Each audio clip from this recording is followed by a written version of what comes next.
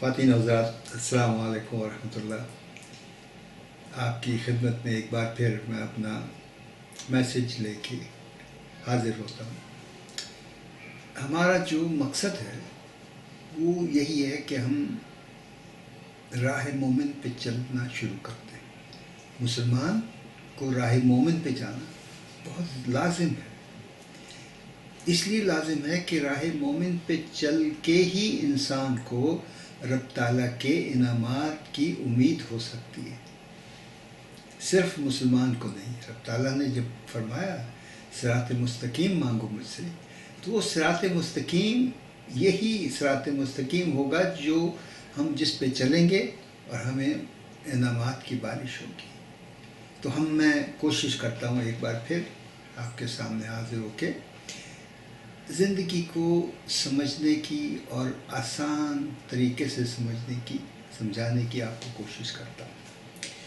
دیکھیے، جب تک ہم رب تعالیٰ کی عظمت کو سمجھتے نہیں، رب تعالیٰ کو عظیم نہیں جانتے اور عظیم جاننے کے لیے اس کی تعریف میں نہیں بیٹھتے، تو ہمیں اس راہ پہ چلنے میں مشکل ہوگی۔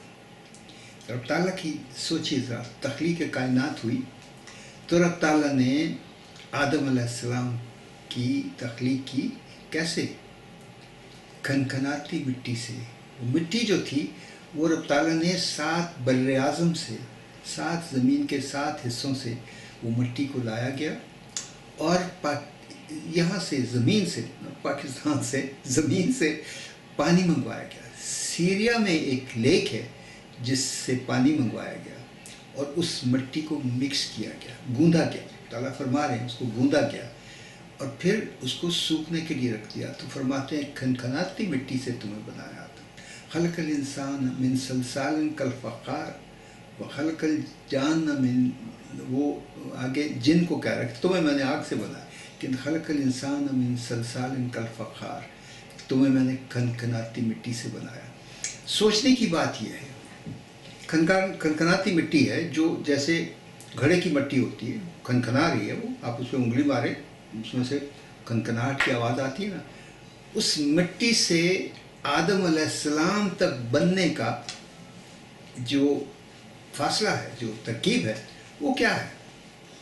کس بطن میں اس مٹی کو رکھا گیا جس میں سے ایک مکمل انسان کی تخلیق ہوئی، جس کے اندر آنکھیں ہیں، ناک ہے، دماغ ہے، ہاتھ ہے، پاؤں ہیں، مسلز ہیں، وینز ہیں، آرٹریز ہیں، سب کچھ بنا۔ سوچنے کی بات ہے کہ رب تعالیٰ نے کہہ دیا کھنکھناتی مٹی سے بنا کہ یہ لو، لیکن پھر اس کھنکھناتی مٹی سے ایک انسان کی تخلیق ہوئی۔ ایک ایک جز انسان کا، ایک ایک پارٹ رب تعالیٰ کی رحمت کا نظارہ ہے، اس کی سوچ کا نظارہ ہے۔ اتنا سوفسٹیکیٹڈ جسم، اتنی سوفسٹیکیٹڈ آپ کی موومنٹس، سنکرنائز، آپ کے قدم، آپ کا دماغ، آپ کے ہاتھ، جب آپ چلتے ہیں تو سنکرنائز ہوتا ہے نا سب۔ رب تعالیٰ نے کیا کچھ نہیں سوچا انسان کی تخلیق کے لیے۔ تو جب ہم یہ سوچتے ہیں کہ رب تعالیٰ نے انسان کو کیسے بنایا اور کتنا سوفسٹیکیٹڈ اور کتنا سنکرنائز کر کے بنایا، کیا دماغ دیا انسان کو، اگر پڑھنے لگے تو پی ایچ ڈی کر لے، سائنسدان بن جائے، ایسٹروناٹ بن جائے، اور مزدوری کرنے لگے تو مسل ڈیولپ ہو جائے۔ باکسنگ کا میچ کھیلنا ہے تو باکسنگ کے لیے مسل ڈیولپ کر لے انسان، اور اگر پڑھائی کی طرف جانا ہے تو دماغ کو اپنے کو سیدھا کر لے، ٹھیک کر لے، سوچ بڑھ جاتی ہے۔ اس دماغ کے اس حصے کو وہ ایکسیس کر سکتا ہے جو عام انسان نہیں کرتا۔ تو ہمیں جب ہم سوچتے ہیں اس بات کے لیے کہ رب تعالیٰ نے تخلیق کی انسان کی، تو کس شاندار طریقے سے تخلیق کی، اور پھر تخلیق کرنے کے بعد رب تعالیٰ خود یہ مانتے ہیں، خود اقرار کرتے ہیں کہ یہ اشرف المخلوقات بنا، اشرف المخلوقات بن گئے ہم رب تعالیٰ کی رحمت کے صدقے۔ اور پھر اس نے ہمیں اس زمین پہ اتارا، اس زمین کو حکم دیا میرا اشرف المخلوقات ہے، ہر چیز جو تم نے پیدا کرنی ہے وہ اعلیٰ سے اعلیٰ۔ تو ہمیں رب تعالیٰ نے بہشت میں اتار دیا کہ یہ بہترین میری تخلیق ہے، ہر چیز फर्स्ट क्लास होगी, not second grade, first grade होगी। तो हम इस रहमत के लिए, इस नेमत के लिए रब ताला का सोचते हैं। बैठिए, सोचिए रब ताला की मतलब कि रब ताला क्या कुछ तुमने किया है, क्या कुछ दिया हमें।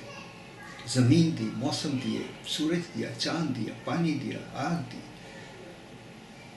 सांस दिए, नेमतें अता की, हैवान, जानदार, हमारे लिए फूल, सब्जियाँ, ये। तो जब आप इस वजद में चले जाएंगे रब ताला के मुताबिक, बैठ के अकेले में सोचिएगा, अकेले में बैठ के सोचिएगा इस बात, तो इंसान उसकी अजमत को देख के एक वजद में चला जाता है।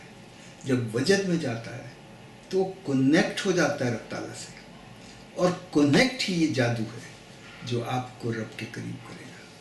और जब कनेक्ट हो जाता है, वही सलात है।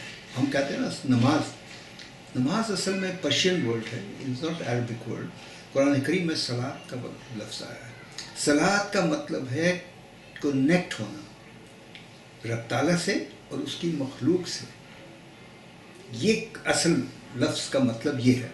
तो जब आप वजद में जाएंगे तो you connecting with him, and when you learn to connect, आपकी नमाज उस वजद में होगी, तो आपको रब ताला के सामने बैठे होने का एहसास हो जाएगा, आपको रब ताला की कुर्बत का एहसास हो जाएगा।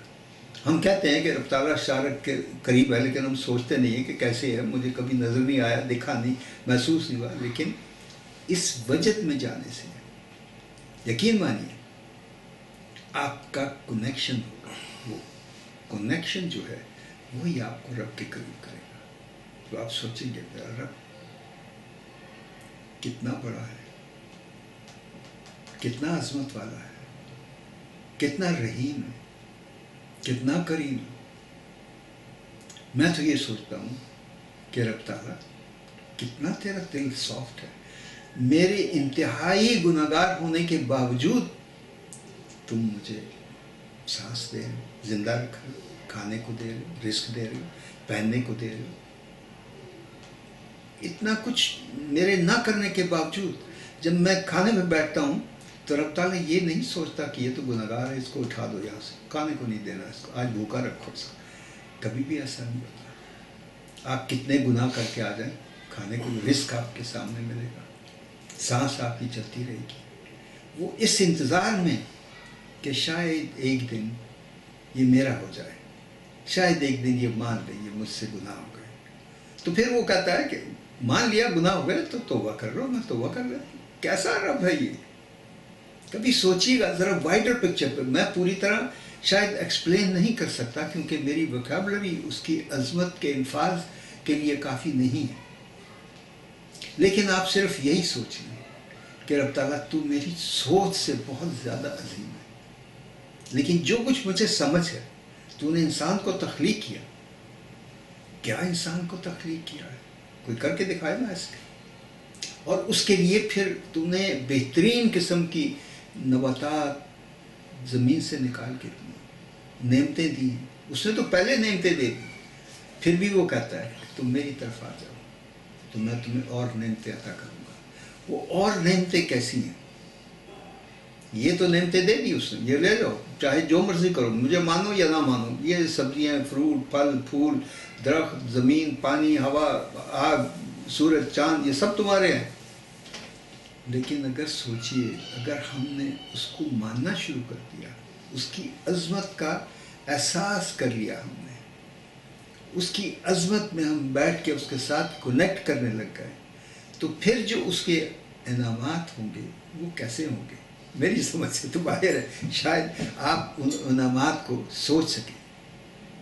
कभी ऐसा होता है कि आप कहीं जा रहे हो, आपने कहा जी मेरा आज ये खाने को दिल करता है, तो जब वहाँ पहुँचे वही चीज़ आपके खाने की पड़ी हुई है, तो फिर आप कहते हैं यार अमेजिंग, मैं सोच रहा था कि आज मेरा ये खाने को दिल।